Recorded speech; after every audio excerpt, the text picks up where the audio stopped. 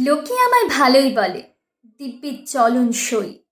দোষের মধ্যে একটু নাকি মিথ্যে কথা কই।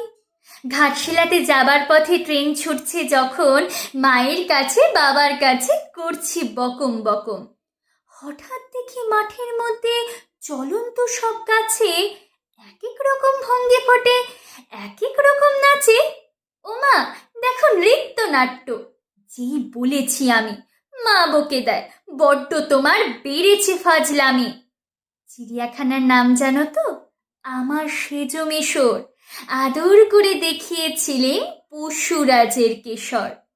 কদিন পরে চুন খসানো দেওয়াল জুড়ে কি সে অবিকল সেই রকমই মূর্তি যেন দেখি।